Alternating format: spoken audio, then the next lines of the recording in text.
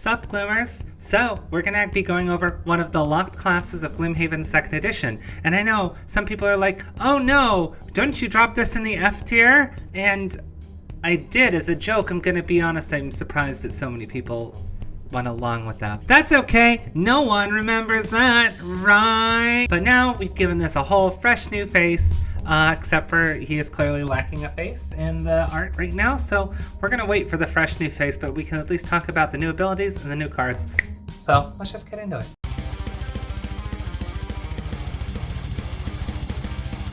If you want to be kept up to date with everything Gloomhaven 2nd Edition and Frosthaven, be sure to subscribe. I'm currently writing another Frosthaven guide, and we're going to be covering more of this as well as the Gloomhaven RPG shortly. If you want to support the channel, be sure to check out our Patreon. It really helps. So the Sawbone. One of the things is it had this mechanic called Medical Pack. These are cards like this that you can just give to a random person. Well, maybe not a random, you get to pick it. Whole point is you're distributing card. There's now a Medical Pack supply, and you shuffle them at random, and they get a random Medical Pack, which is pretty neat. So as we can see here, all the Medical Packs have the same top. Heal 4 self. That's pretty consistent and kind of boring. And they all have 50 initiative.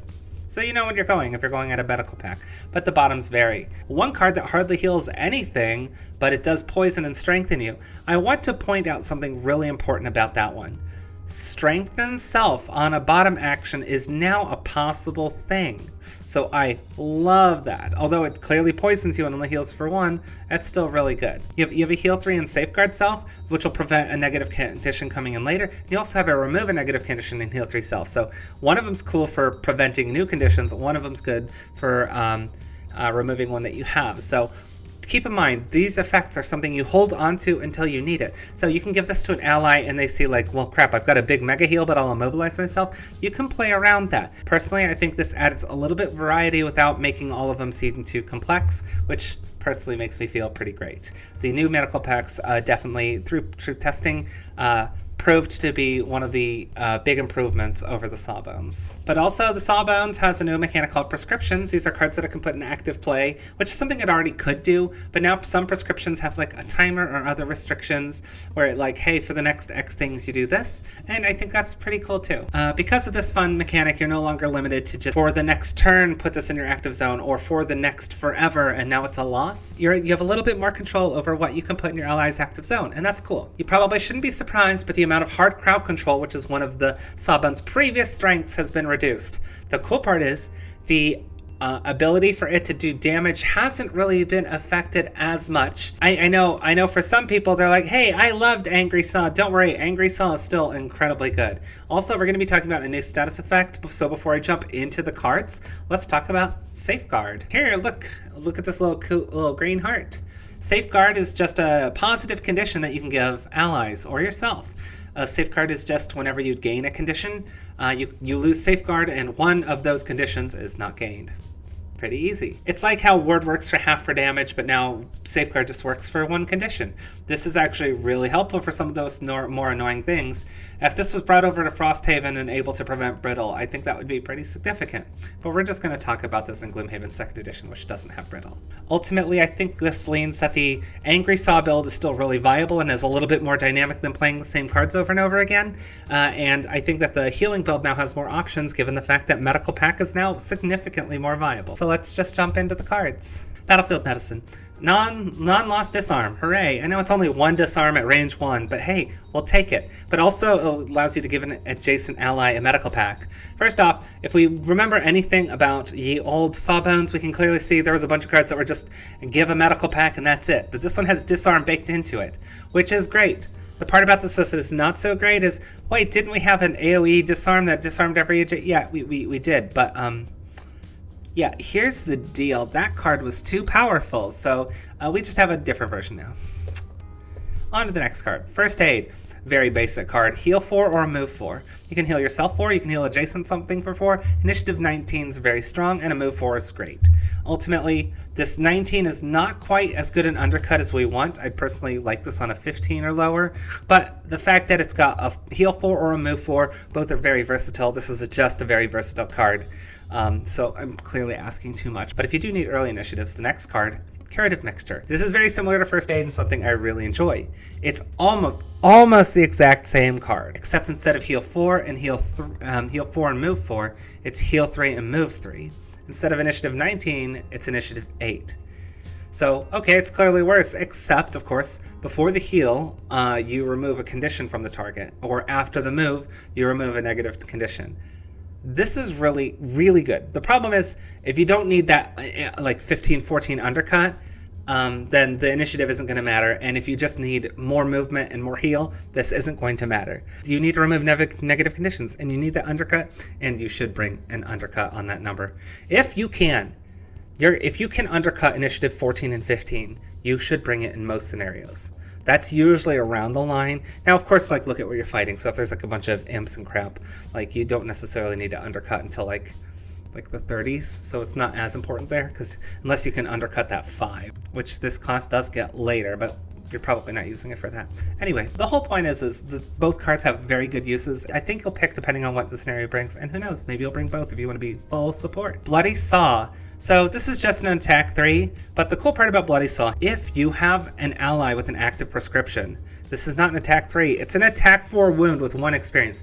A non-loss attack 4 with wound with 1 experience is ahead of the curve. So the cool part about this Angry Saw is give an ally a buff, and then now your Bloody Saw hits harder and has wound. Like, it kind of encourages that play, and that's something I really enjoy.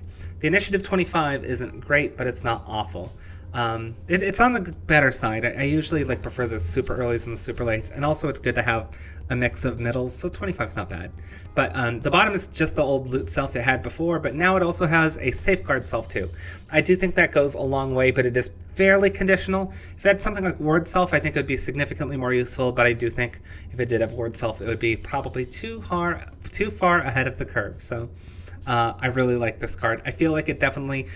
I like the new trend that we've been having of making loot cards have more useful effects on them, but also I like the fact that this one card is just notably better if you play put a prescription on an ally, so you do give them cool buffs while also being able to dish out more damage. Angry Saw's back, baby. Prevention is key. You're like, hey, guess what? We got the AoE. Yeah, we got the AoE disarm, but it is a loss. Wound and disarm everything next to you, which is huge. That's gigantic. Not gonna lie, that's insane. But amazing. Safeguard self and everything next to you. Huge. This is a pretty significant turn where you can really, if you have a bunch of enemies gathered up, wound on hard crowd control is one of the best things you can do. So that's just a great combo, but also preventing conditions landing on your allies. So it doesn't heal and doesn't attack, but this one's a pretty significant swing. You have to time it pretty well, but the initiative 13 is an incredibly good undercut. So we have a conditional top loss that is really high impact, but you might not always need it. So I sure hope the bottom is a fairly versatile, usable non-loss. Oh, what do you look? Move 3, and if you perform a prescription action this round, you and all adjacent allies shield. Also, shield on an initiative 14 or under, in this case 13. I love this card. Of course, it requires you to time your prescriptions well. So ultimately, if that's something you roll with, this is a very good bottom. Worst case scenario, it's a move 3 on bottom, which isn't that bad. So I'm going to give thumbs up to this card. I do think that the bottom is definitely one of those where you kick open the door and you can now put up the shield aura. You give an ally a prescription, you're going pretty early, and now you've got all this momentum. This is something where you can have safe opening of doors. Now, if you're on higher difficulty, I think that's going to be such a huge change. So I'm a huge fan of this card personally. I do think that if you just generally try to open doors, come back and kite them back in, this is going to be less of a tactic there, but I think that the bottom has a lot of potential for bailing groups out, and the top has a lot of impact potential in particularly hard rooms, especially because if you do have a group that's ready to just dump on enemies, buying some time and getting some wound on all those enemies and disarming them is huge. Hand of the Surgeon, attack 4. Boring, but it's kind of hard to pitch about an attack 4 non-loss. It does have a diamond pip on it, so keep that in mind if that's something you're interested in. The bottom is an okay. I'm not a big fan of the 62 initiative, but it exists. Move 1 and then give an adjacent ally a medical pack is super huge. The thing I like about this is it is a non-loss bottom medical pack. So ignore the move 1. The bottom giving out a medical pack is more significant than anticipated. So, but let's say you don't need the medical pack. It's really kind of hard to complain about an attack 4. It's not super exciting. However, it's not bad. So this is a strong card. Booster Shot. So this is the first of our 3 prescriptions here we get at level 1. The next 4 sources of damage gain shield 1 against them, and then this falls off. This is cool. You can give it to an ally. Potentially prevent up to 4 damage, then it falls off. You get an experience by giving it to them. It's effectively like a heal 4 over time.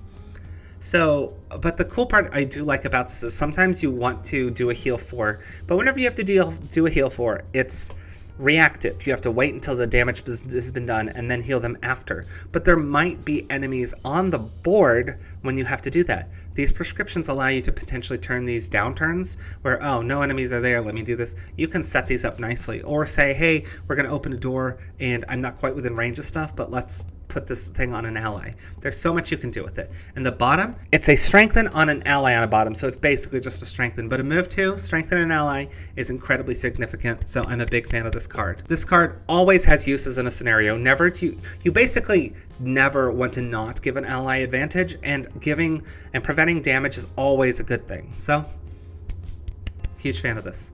Syringe, that's notably different than what we've seen before.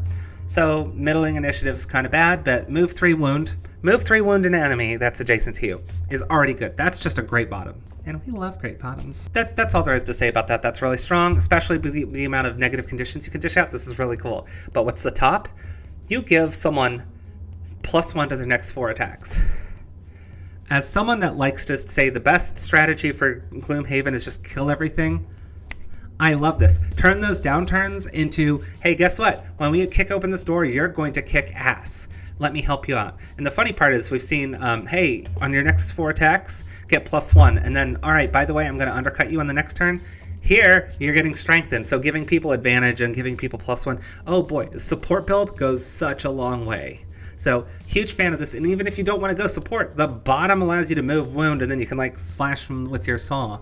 Because you're the Sawbones, you can do that. Needle gun, hey, you get a ranged attack.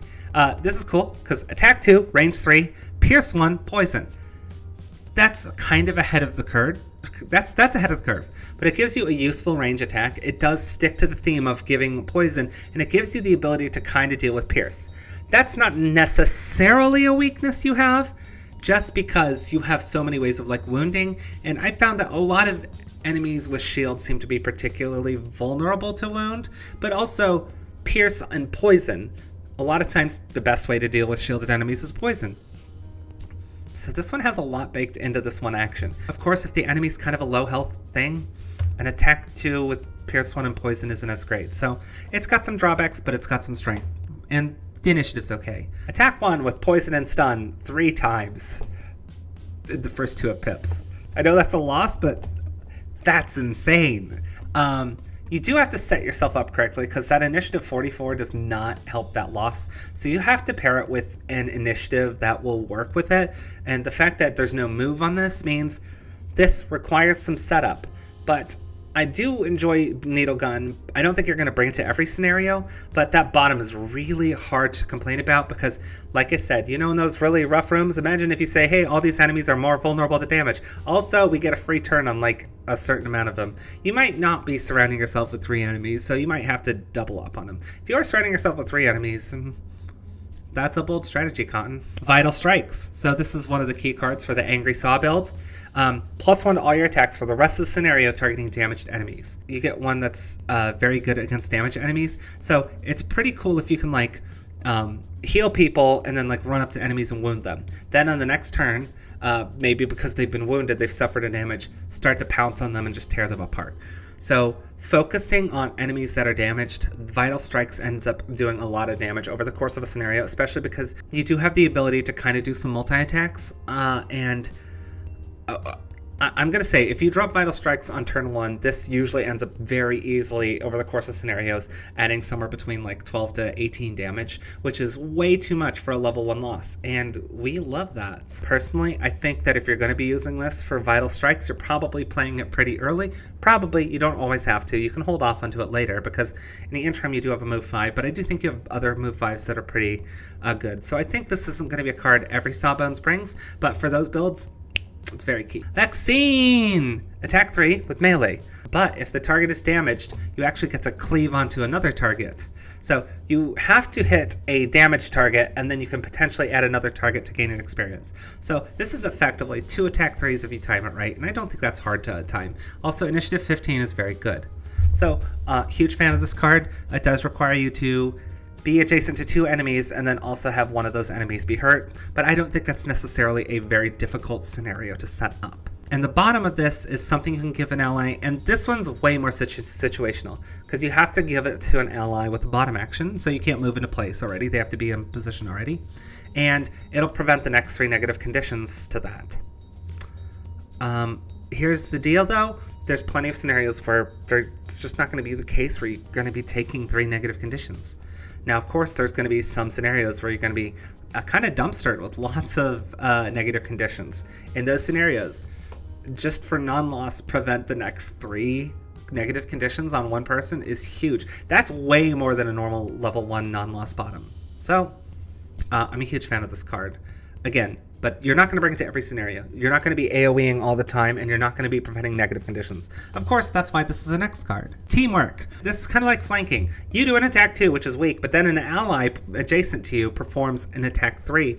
And the attack 3 on the ally gets a diamond pip. This has I've noticed that a lot of like the standard level 1, we're basically saying attack 4 with no conditions is the baseline. This is attack 5 with 2 modifiers, basically. And as you level up, modifiers become more powerful. So this one has some of the highest potential for non-loss damage with very little setup.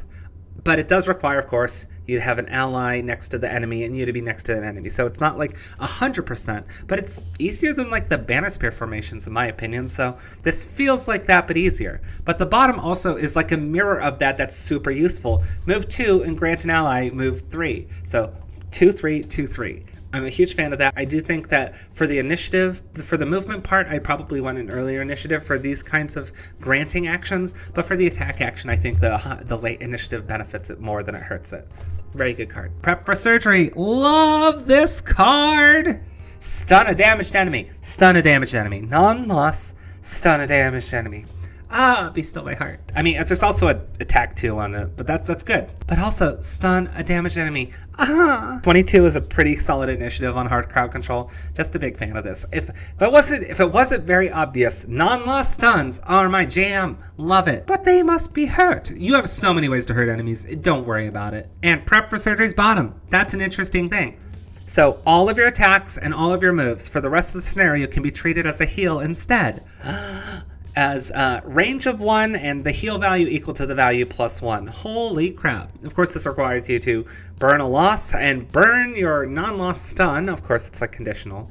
But this does force you to start doing some of the heals. The cool part about this is this turns your some of your cool move effects where you're like, well, I'm already adjacent to this enemy. Like, what if I wanted to move 3 and wound, but I just want to wound him? Cool. Heal something and then wound them. Or like, hey, booster shot, I need to move and strengthen. Cool. Heal something and strengthen something with heals. And then also, if there's any added effects on those moves or attacks, then you don't get those effects either. So like Bloody Saw, you wouldn't be able to, get experience or wound with those effects. But holy crap, does this add up over the course of a scenario. Now, this course requires you to turn things into healing, and I do generally prefer more proactive behavior, like we're going to stun you and keep whamming on you. Hey, I'm going to put up a shield preemptively. Like, I like to be able to prepare for things, and this is very reactive, but it does reward reactive play if that's the kind of play style you're into. Yay. So let's get into the higher level cards. We have levels 2 through 5. So the first thing we're going to get into the Angry Saw core card build, Hamstring, something we're very familiar. Hasn't really changed. We've got an attack 4 with Immobilize. This is great. Also, on the late initiative, Immobilize is really good on this because this is something you can go in super late, immobilize the enemy, and then get plenty of your early initiative cards, run out, and effectively treat this as like an attack 4 stun. Also, because this isn't contingent on the enemy being damaged, this can be paired with some of your other things where you can like, hey, I'm going to immobilize you, I'm going to deal with you later, I'm going to come over, chop this other guy up, and now I'm back to you. And now that you're damaged, my other cards have increased effects. Fantastic. And the bottom is the standard move 6 immobilize self. I'm going to be honest, with the greater access to move 5s, I'm not as big a fan, but hey, if you need the move 6, it's there. The top, however, giving you attack 4, immobilize, and 1 experience is more than worth it. Keep in mind, like, oh no, I've got immobilize self. Don't worry, you've got stuff like curative mixture. Say like, hey, remove a negative condition, move 3. You can always just straight up move 6, immobilize self. The next turn, hey, I'm removing it, move 3. You have ways to deal with it. So it's like, it's not the end of the world for you. You're the Sawbones. Or you could always just safeguard yourself. I'm just saying, if I only had move 4s, I think I'd value the bottom of this more. But I value it's a good card. Precaution. Look at that initiative. It's a 9.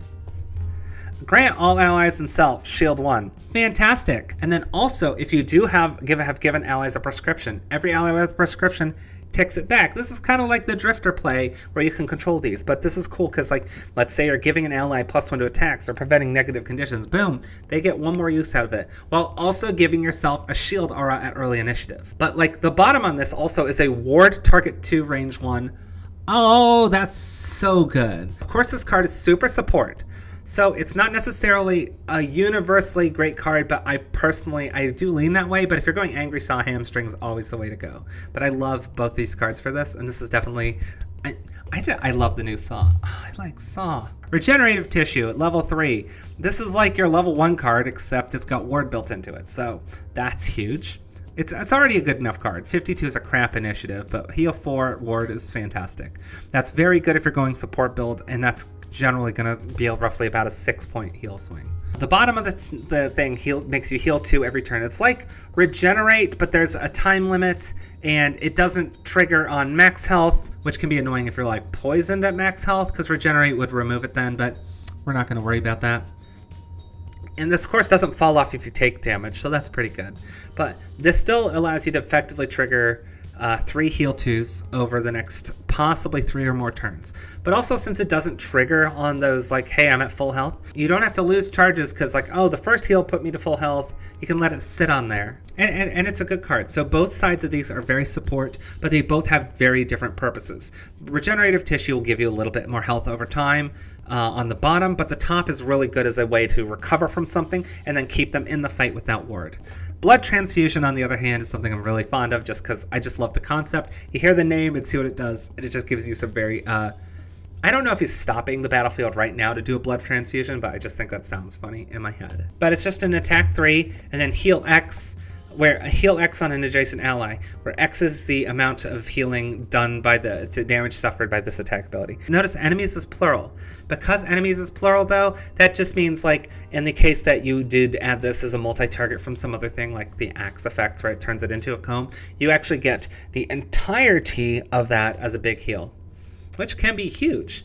Ultimately, though, this is kind of like a hybrid support attacky. You can't use it to heal yourself, which is understandable. That would be too powerful if you could target yourself with this. That's a very good card. The bottom, on the other hand, is huge.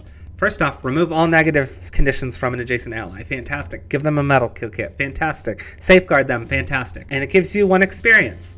This does require you to be pair it with the initiative stuff, because 79 with the non-move bottom that requires an ally to be adjacent is a little bit harder to use. But again, you have the ability to initiative weave. You have the ability to communicate, like, hey, I can do some cool stuff, just be near me and I'm going late, or something like that. Or you can communicate it. Regardless, that is a lot of action packed into that. So the cool part is you have a lot of support baked in this bottom while still being able to do some good damage and healing on top. Ultimately, both cards at level 3 are pretty great. I just love the idea of blood transfusion. I like hitting things. Experimental Stimulants. Okay, Sawbones, I don't want to know what you're up to. Grant an ally, retaliate 2. So they get retaliate 2 for 1 round, which is kind of crappy for a level 4. But let's read on, although Initiative 12 pairs very well with the idea of giving retaliate. But if they have an active prescription, you negate the next source of damage.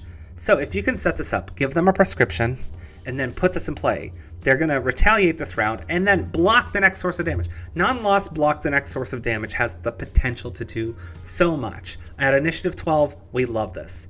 And the bottom, move 3, heal 3, range 1. This is a good card. This card's fantastic. Everything about this card is amazing. Hello, do no harm. First off, a bottom attack. You finally get a bottom attack, a non-loss bottom attack. And it's attacked with poison. So you know how you have like those cards where you hit harder if the enemy's damaged, or vital strikes or stuff like that? Hit them, poison them, damage them, have the increased top effect. Oh, watch as you can just melt enemies with this. That's big. And the top, do no harm. Oh boy, attack 4. I know people previously people were like, hey, didn't do no harm just straight up delete enemies before?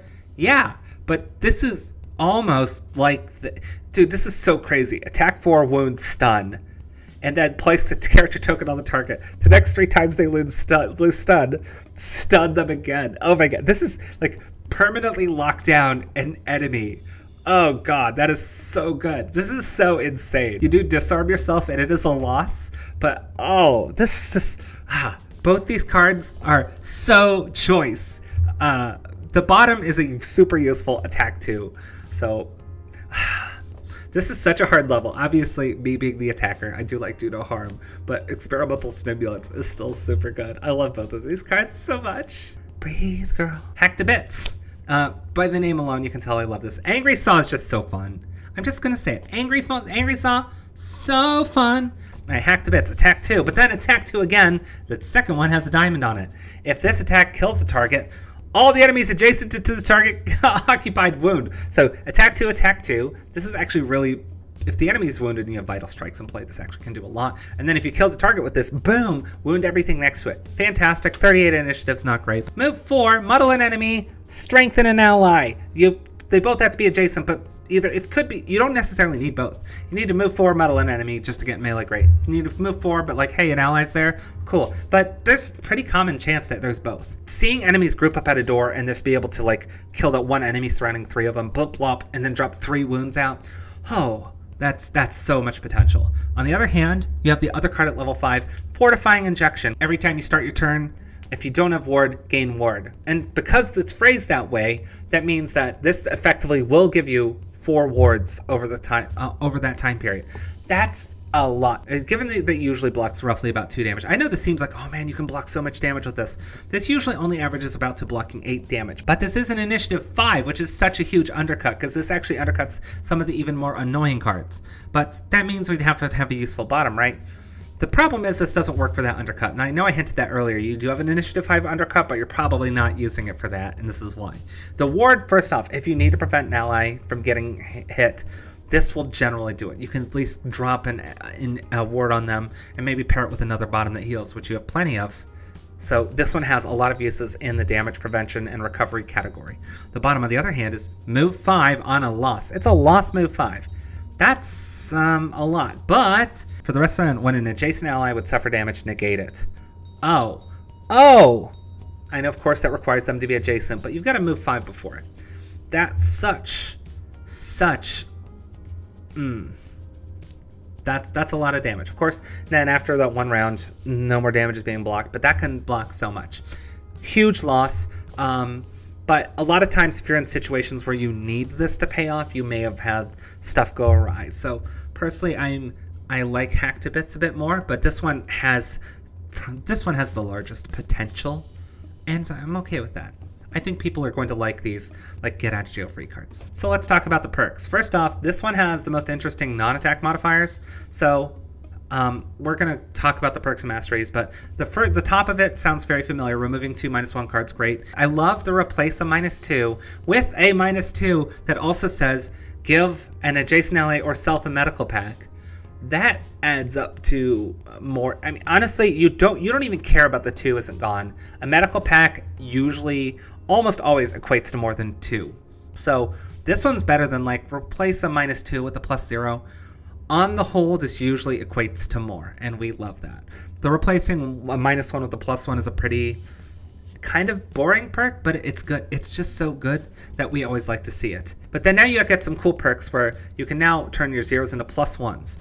which isn't as strong as replacing -1s, but then you can potentially disarm yourself to add stun. You now have the option to. The fact that it says may is really cool. That means you can see +1, and do I want to disarm myself? Well, I'm going to long rest next round. Hey, if I'm going to long rest, I'm going to disarm, I don't care. But you're stunned, so you're not doing crap to me. And that's a cool thing. So that one's really nice, because it does slightly increase your damage, not as much as the -1s, but it also can greatly increase your crowd control. And that's huge. But then adding 2 +1s and then add another +1 if an ally has an active prescription. If you can keep prescriptions on allies, you can add plenty of +2s to your modifier deck, which is great. Given the fact that you can remove all of the negatives except for the -2, but you're going to make the -2 very good, this actually has a lot of potential to stack your deck with +2s. Now you also have rolling heal 3s, but you could always end up healing yourself. So if you're kind of like a tanky Angry Saw, this one's got a lot of value. Now to the non-attack modifier perks, add +1 to all heal abilities on medical pack does a lot. That's pretty significant, but you have to kind of go into that support category, and your allies kind of have to be using medical pack. So it's kind of got a little bit of a condition to it, and only for one heavy build. But if this does, that adds up to more than any other perk adds up. I say more than any perk, but like this is going to beat out, if you're doing that correctly and playing it like that, this is going to beat out any 2 perk choices that you pick. Again, there's the if. And if you go Angry Saw, this is not going to pay off as much. So it has the potential to do way more than the others, but it also has the potential to be not very good. And the next one's super cool, and I love this one, because hey, we now have a city phase perk. After completing a city phase, each city phase after completing a scenario, you or an ally's donation to the Great Oak is free. Just free tithe and get free blesses. This gives people free blesses. You can stack blesses in your deck for free. That's amazing. I just love this. Also, it's so fluffy, because for like lore reasons, the idea of like we're gonna keep donating and or I accept donations to the Oak or tithing and stuff like that just seems really cool. It's for fluff reasons, it's fantastic. Then we've got that big chonker on bottom, that perk. At the end of each of your rests, long or short rest, it doesn't matter. If an ally has an active prescription, gain 1 medical pack ability card and then move that prescription back 1 slot. Whew! Now, some people want the prescriptions to fall off so they can get them back for rests, but you don't always want that. Sometimes you do just want those effects to last for all those. Plus, you might have some like odd even number rest cycles that you're okay with 1 active effect that doesn't hurt your stamina. Also, the Sawbones is kind of balanced a little bit more about the fact that it almost feels like a 9-card class that has the ability to give itself and others more cards, and it's not expected to have its full set every cycle, except kind of like the Angry Saw, who I think is more balanced around the 10. Anyway, this allows you to get more use out of those prescriptions and rewards you for doing those. This is huge, because just getting free cards on a trigger that you can reliably rely on, amazing. So we're really enthused about the Sawbones. I don't know, what was your favorite card? Let us know, and what other classes are you hoping we get to see in previews soon too? I'm a huge fan of this class now. I love the revision they've gotten, and ultimately I think this is one of those that's going to be one of the fan favorites, especially for melee people. Even Angry Saw, I think you can still hybrid into having some measure of support pretty well, and ultimately it's just super fun. So I'm super excited for more 2nd edition. So first off, I want to thank all of you for getting this far. I know I talk too much, but hey, it wasn't obvious. It's Pride Month. I haven't really talked about it much, but it's important to me, so we're going to just put up a bunch of banners and stuff. Who knows? Maybe I'll just keep this even more. Let me know if you think the setup's distracting or not. I personally like it, because it kind of says a lot about me, but that's okay. Thanks all of you. Thank you to my Inox tier patrons. You guys are wonderful. I am surprised there's so many of you. This has been a very wonderful year. It's been growing more, and I'm really appreciative of all of you. So thank you so much for your support. I am currently working on a guide for Frosthaven guide. I know I put a poll up, so patrons, you know which one I'm working on, so should be really excited for that, and I should be dropping it, I think, next month. So I'm very excited for that. Thank all of you patrons. You guys are wonderful, and I really appreciate it. So thank you very much, and thanks all of you for watching.